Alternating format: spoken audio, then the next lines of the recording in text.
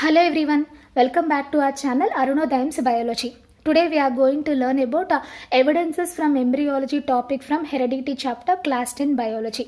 Evidences from embryology. So already we are going through evolution topic. Evolution topic lo మనం ఏం చదువుకున్నాము, evidences for evolution deal చేసుకున్నాం last వీడియోలో. So ఎవల్యూషన్ని ఎలా ఎక్స్ప్లెయిన్ చేస్తారు with some proofs and evidences. అందులో మనం లాస్ట్ వీడియోలో evidences in terms of organs చూసాం. హోమోలోగస్ ఆర్గాన్స్ అండ్ ఎనలాగస్ ఆర్గాన్స్ని బేస్ చేసుకుని ఎవల్యూషన్ ఎలా జరిగిందో సైంటిస్టులు ఎక్స్ప్లెయిన్ చేశారు. So now in this video we are going to learn about evidences in terms of ఎంబ్రియోస్ని బేస్ చేసుకుని ఎవల్యూషన్ ఎలా జరిగింది అనేది ఎవిడెన్సెస్తో చెప్పారనమాట సైంటిస్టులు. We are going to learn about it in this video. If you observe different stages of development of vertebrate embryos we find similarities. So if we observe vertebrate embryos, vertebrates ante telusu kada, organisms which have a vertebral column in them. Manaki 5 categories of vertebrates unnayi. Entivi? Pisces, amphibians, reptiles, apes and mammals. So ee 5 categories of organisms lo embryos ni different stages lo kanuka man observe cheste we find a lot of similarities between them. Vaatlo chaala similarities kanipistayanta manaki. Actually what is meant by embryo? అసలు embryo అంటే ఏంటి అంటే the structure which is produced from zygote after fertilisation. Sperm and ovum రెండు fuse అయిన తర్వాత we know that zygote is produced.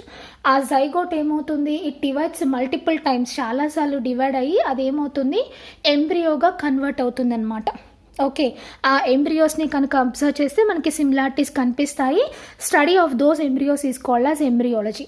Embryology means it is a study of development of an organism from egg to adult stage. ఒక ఆర్గనిజంని egg నుంచి adult stage వరకు కనుక మనం study చేస్తే, దానిలో డెవలప్మెంట్ ఎలా జరిగిందో స్టడీ చేస్తే that study is called as embryology. Okay, so ఎంబ్రియాలజీని బేస్ చేసుకుని ఎవల్యూషన్కి ఎవిడెన్సెస్గా చెప్పారనమాట సైంటిస్టులు. చూడండి, tadpole of a frog resembles more than the frog like a fish.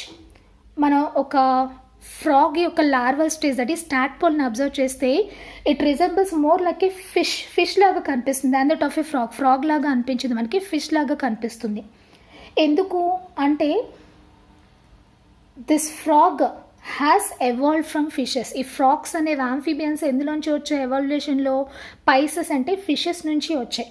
అందుకని ఏం చేస్తాయి, ఈ ఫ్రాగ్స్ యొక్క లార్వల్ స్టేజెస్ మనకి more they appear like fishes. వాటి ఏన్సిస్టర్స్ అంటే ఫిషెస్ లాగా కనిపిస్తాయి. ఆఫ్టర్ డెవలప్మెంట్, కంప్లీట్గా డెవలప్మెంట్ అయిపోయిన తర్వాత then we can observe a frog కనిపిస్తుంది. కానీ if you observe the larva of fish and a frog we cannot distinguish between them. ఒక ఫిష్ యొక్క లార్వా అండ్ ఫ్రాగ్ యొక్క లార్వాని కనుక మనం చూస్తే రెండిట్లో ఏది ఫ్రాగ్ ఏది ఫిష్ అనేది మనం డిస్టింగ్విష్ చేయలేము. Why? Because frogs are evolved from fishes, that's why their embryonic stage resembles like fishes. Likewise, if we observe embryos of different animals from fishes to man, fishes నుంచి man వరకు embryos different animals యొక్క embryosని కనుక మనం observe చేస్తే we can find a lot of similarities between them. వాటిలో చాలా similarities ఉంటాయి. Chart చూడండి, embryos of fishes, frogs, chick, Pig, cat, rabbit ఇవన్నీ ఉన్నాయి ఇక్కడ హ్యూమన్ బీయింగ్స్తో సహా. అన్నిటికీ ఫస్ట్ స్టేజ్ ఆఫ్ ఎంబ్రియోనిక్ డెవలప్మెంట్లో ఎలా ఉన్నాయి చూడండి, they are all like same, అన్నీ ఒకేలాగా ఉన్నాయి. All of them have tail, అన్నిటికీ టెయిల్ ఉంది. బట్ ఆఫ్టర్ కంప్లీట్ డెవలప్మెంట్ అయిపోయిన తర్వాత లాస్ట్ స్టేజ్లో చూడండి చాలా ఆర్గనిజమ్స్కి టెయిల్ లేదు, ఇంక్లూడింగ్ హ్యూమన్ బీయింగ్స్. మనకి కూడా ఎంబ్రియోనిక్ స్టేజ్లో టెయిల్ ఉందన్నమాట.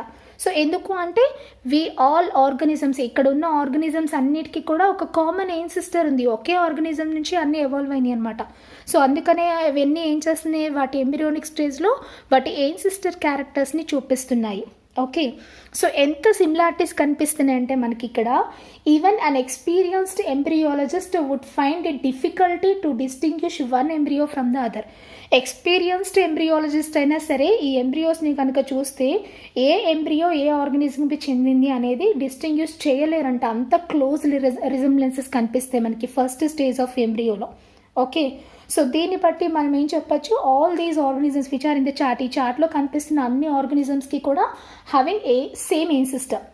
అన్నీ కూడా ఒకే ఆర్గనిజం నుంచి వచ్చే ఎవల్యూషన్లో అందరికీ ఒకళ్ళే ఏన్సిస్టర్. అందుకే ఆ క్యారెక్టర్సే వాటి ఎంబ్రియోనిక్ స్టేజెస్లో కనిపిస్తున్నాయి అన్నమాట.